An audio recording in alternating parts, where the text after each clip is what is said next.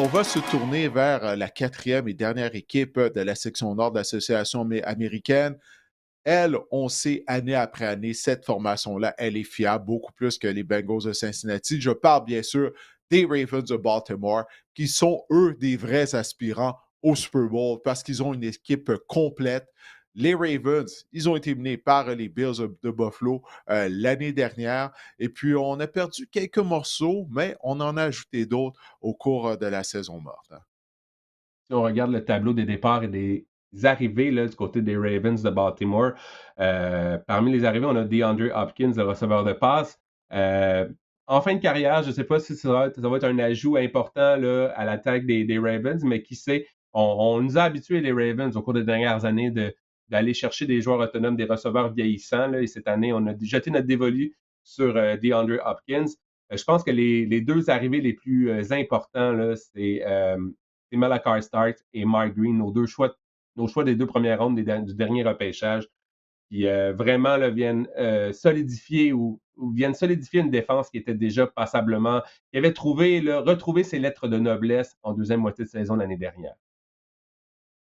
Oui, puis on a perdu Justin Tucker, naturellement, notre botteur de précision pendant de nombreuses années, statistiquement le botteur le plus précis dans l'histoire de la NFL. On l'a libéré là, à la suite des accusations, oui, qui ont été portées aux civils contre lui. Alors, c'est ça, hein? Alors, on a fait des acquisitions, celle de Jair Alexander, mais je pense qu'il faut qu'on commence notre conversation avec Lamar Jackson. On n'a pas le choix. Mhm. Jackson et Josh Allen, pour moi, sont les deux meilleurs quarts de la NFL. Je sais que bon, il y a des gens qui continuent de dire que c'est Patrick Mahomes. Je ne vais pas débattre les gens là-dessus, mais Lamar et Josh Allen ont été plus productifs que Mahomes lors des dernières années. Mais pour Lamar et les Ravens, je ne sais pas ce que toi t'en penses, mais pour moi, il faut attendre les éliminatoires pour juger cette équipe-là. C'est aussi simple que ça. On sait que c'est une des équipes les plus complètes de la NFL, une des formations les plus talentueuses, mais c'est le cas depuis quoi? Lors des 4-5 dernières années, puis à tous les ans, il y a une déception en éliminatoire. Soit c'est au niveau du coaching, ou soit c'est au niveau des performances de Lamar, qui a été victime de revirement dans le match éliminatoire à Buffalo contre les Bills l'hiver dernier. Alors pour moi, c'est ça. Là. Pour les Bills, j'attends le mois de janvier avant de les juger. C'est une bonne équipe. Si Lamar reste en santé, en théorie, pour moi, il n'y a aucun doute qu'elle va terminer en première position de la section nord de l'association américaine. Il va falloir apprendre du côté des Ravens à gagner lors des matchs serrés et des matchs importants. Fiche de 5-5 la saison dernière, les Ravens, dans les matchs décidés par un touché ou moins. C'est vraiment jouer 500, là, on ne s'attend pas à ça d'une équipe comme les Ravens. Puis on a subi des défaites quand même assez crève-cœur là, contre les Raiders, les Browns, entre autres, les Steelers l'année dernière, dans des matchs où on était largement favoris pour l'emporter. Et la fiche des Ravens dit dans les matchs décidés par 7 points ou moins, par les matchs décidés par un touché ou moins, fiche de 23-24 depuis 2020. En revanche, juste à titre comparatif, là, les Steelers, Didier, ont une fiche de 37-15.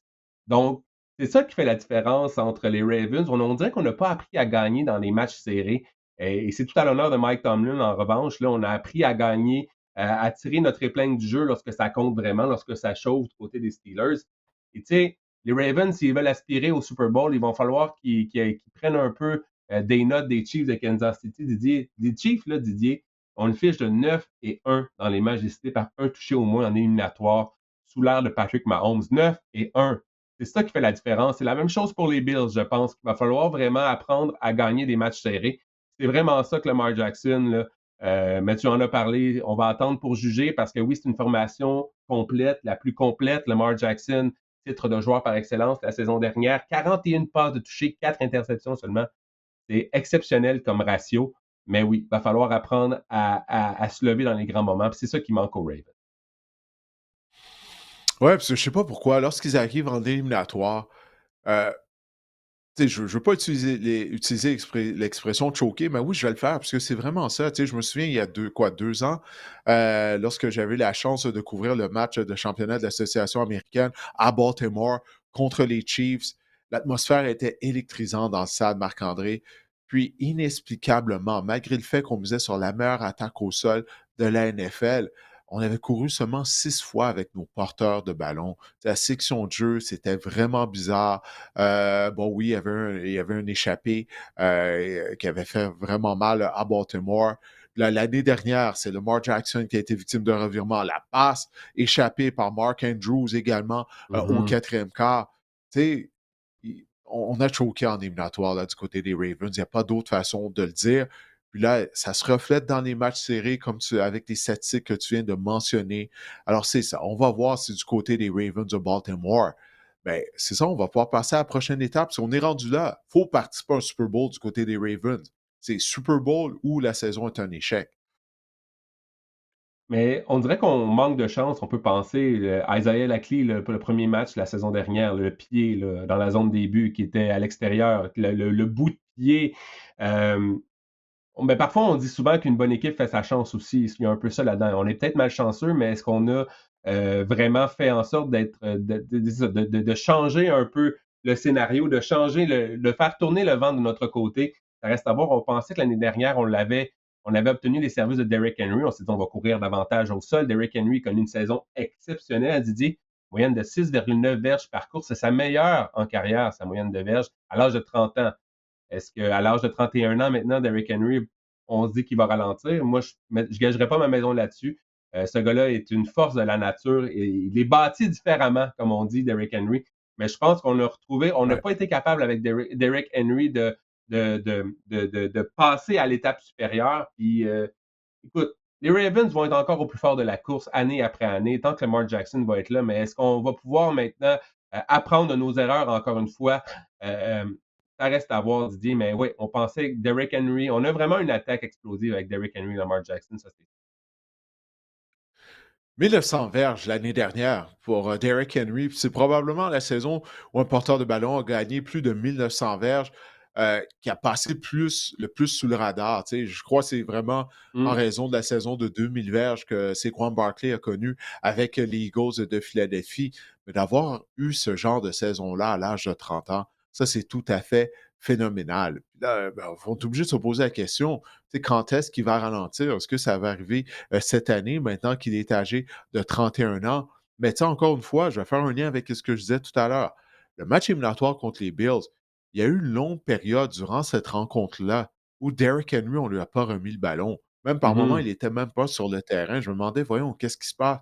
C'est ça du côté des Ravens.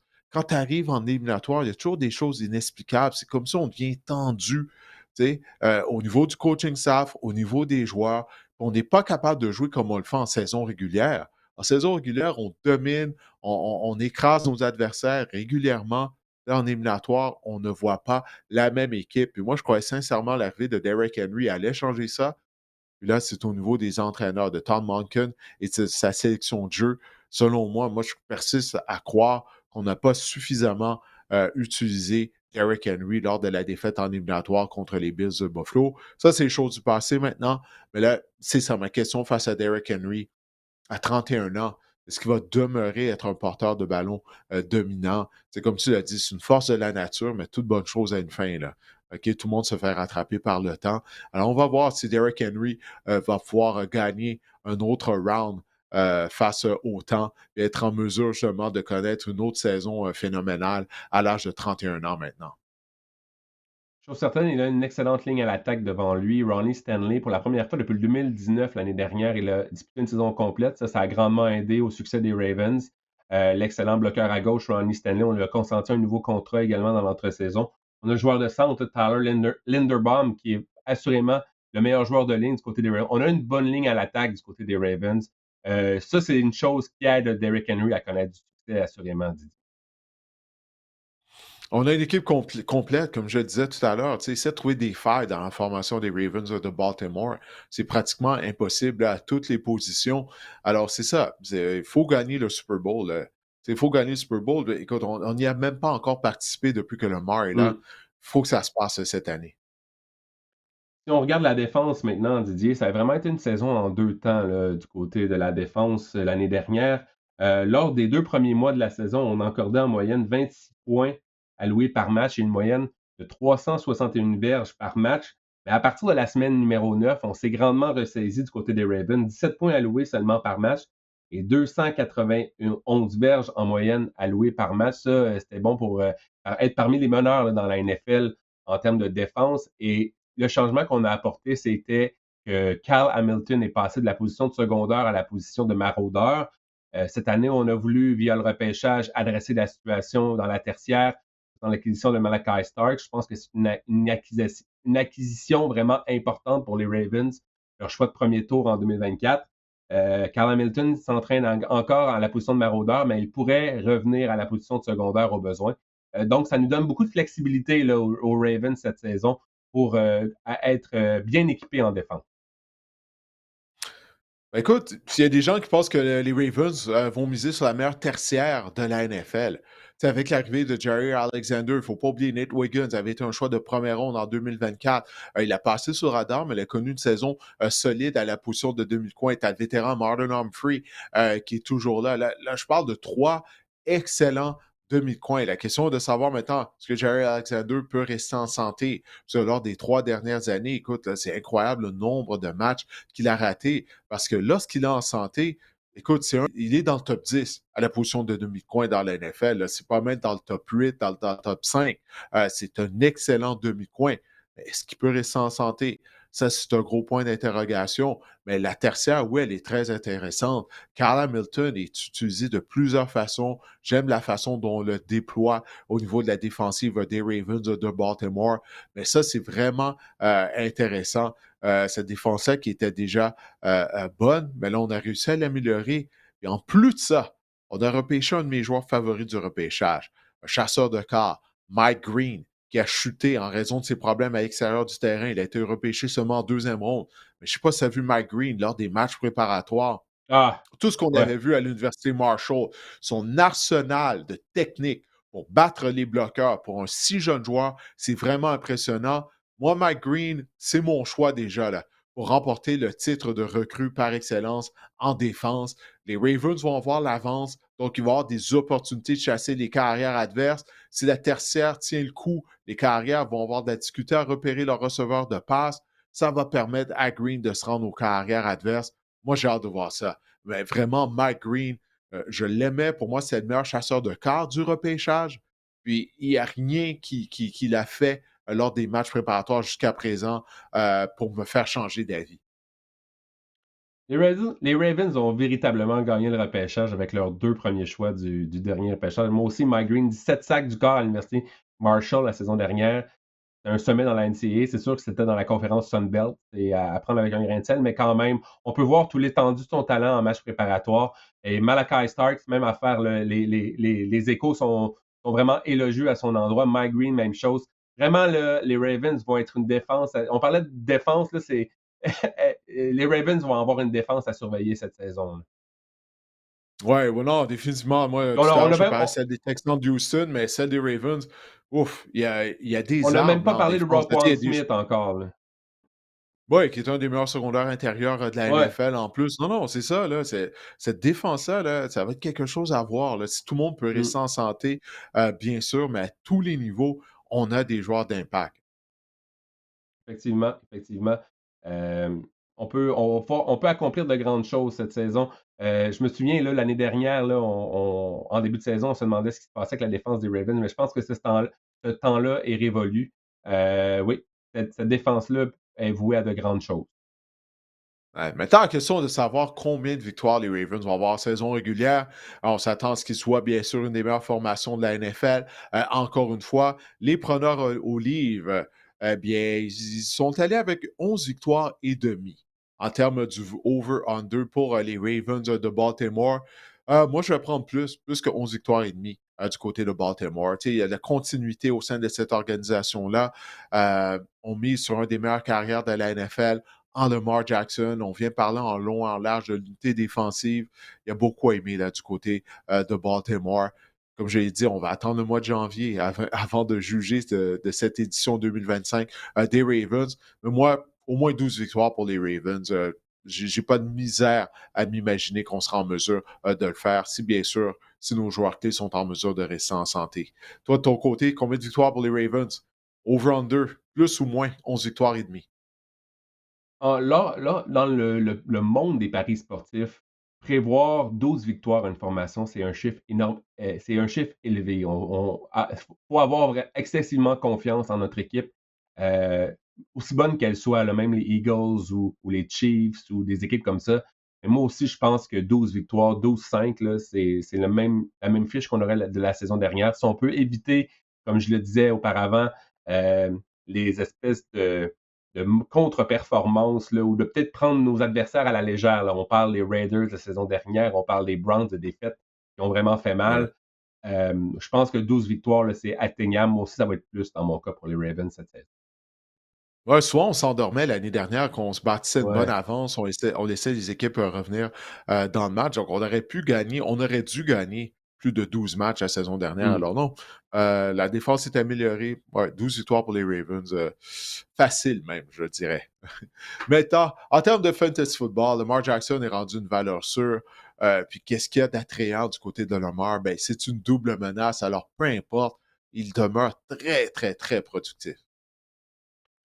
En début de carrière, on critiquait sa précision par la passe, là, Lamar Jackson, mais vraiment, là, il a tellement pris de l'assurance, il s'est développé comme un quart, même en termes de passeur, il est élite, là. Il est élite, pardon, dans la NFL, Lamar Jackson. Quart numéro un, évidemment, meilleur joueur fantasy en 2024, Lamar Jackson. C'est un passeur, comme je le dis, sous-estimé. L'année dernière, il a été premier pour la cote d'efficacité, les verges par passe tentée, le pourcentage de passes de toucher dans la NFL.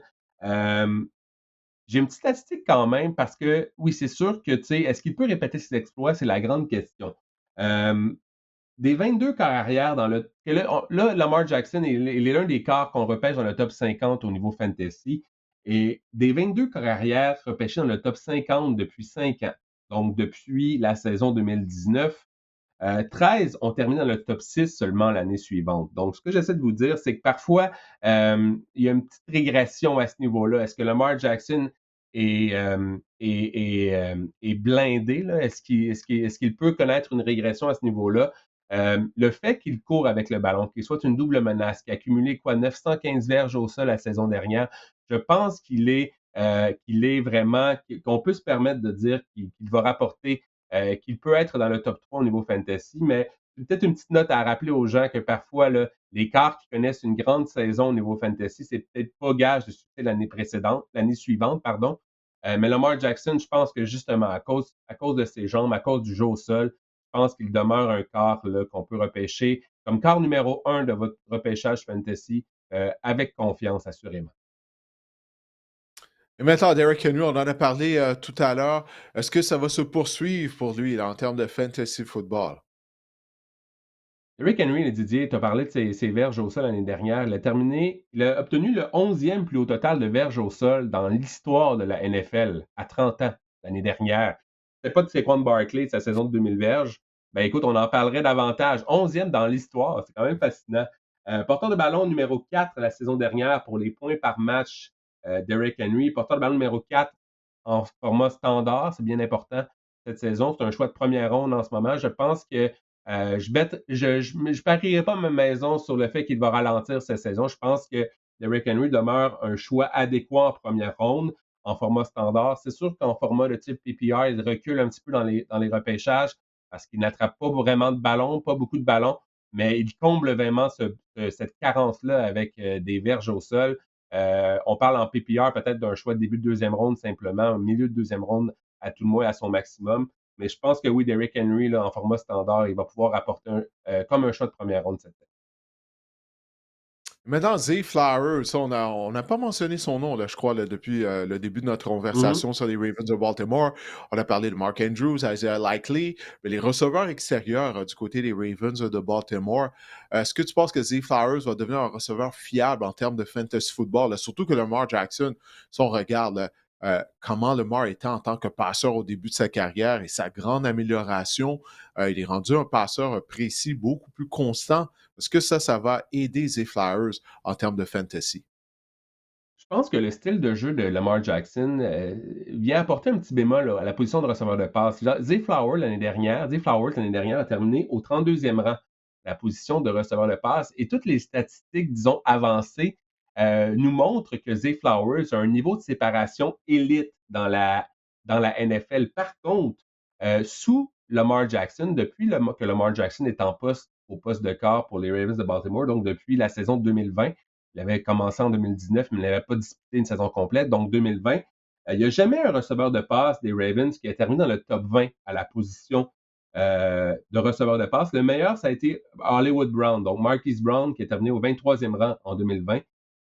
Zay Flowers est présentement le receveur numéro 26. C'est un choix de sixième ronde. Je trouve que c'est un choix quand même sans.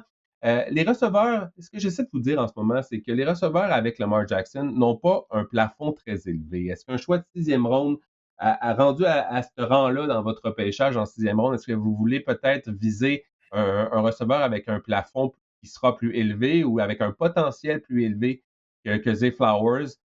Moi, personnellement, ça dépend toujours de comment vous construisez votre formation, mais parfois, je préfère viser des receveurs avec un potentiel, un meilleur potentiel, un Travis Hunter, par exemple, en sixième ronde, qui peut peut-être vous apporter davantage, un Tetairoa Macmillan, quoique Macmillan, on commence à voir qu'il grimpe dans les classements fantasy, mais c'est un peu ça le problème avec Zay Flowers. C'est un bon receveur de passe, mais encore là, est-ce que la pointe de tarte est suffisante pour qu'il devienne un receveur dans le top 20 à la position de receveur de passe? Ça, j'en doute, par exemple. Ouais, c'est vrai, hein, tu sais, quels sont depuis que Lamar est là, c'est vrai, est-ce qu'il y a un receveur, tu sais, qui a connu une grosse saison, un receveur éloigné? Pas vraiment, effectivement, ça, c'est une bonne observation. Bref, on va voir si la tendance va changer lors de la prochaine saison. Ben écoute, Bacard, on a fait le tour en termes de fantasy football pour les Ravens de Baltimore. On a reçu, quoi, 2 questions hein, concernant les Ravens. Exactement. Tout d'abord, William Joseph via Instagram qui nous demande: pour moi, les Ravens vont être la seule équipe de la division à participer aux éliminatoires. Qu'en pensez-vous? Alors, Hmm. qu'en penses-tu, Didier? Moi, je pense que Euh, oui. moi, je crois que ça va être une reprise de l'année dernière, hein. Tu sais, les Ravens et les Steelers ont participé aux éliminatoires. Tu sais, je l'ai dit, je ne croyais pas aux Bengals. Qu'est-ce que les Bengals de Cincinnati tentent de faire? Puis je suis intrigué là, par les Steelers de Pittsburgh. La défense est vieillissante, mais elle a beaucoup d'expérience. Je crois qu'elle va être solide, mais en même temps, si les joueurs vieillissants subissent des blessures, ben là, ça pourrait changer les données. Mais non, moi, je veux dire que les Steelers et les Ravens, il va y avoir 2 équipes de la section nord américaine qui vont participer aux éliminatoires. Toi, qu'est-ce que tu en penses? Est-ce que tu penses que ça va juste être Baltimore qui va participer au match après-saison? Oui, il faut que les bottines suivent les babines. Oui. J'ai dit moins là, pour les Steelers tout à l'heure, donc je pense que ce sera seulement les Ravens cette saison.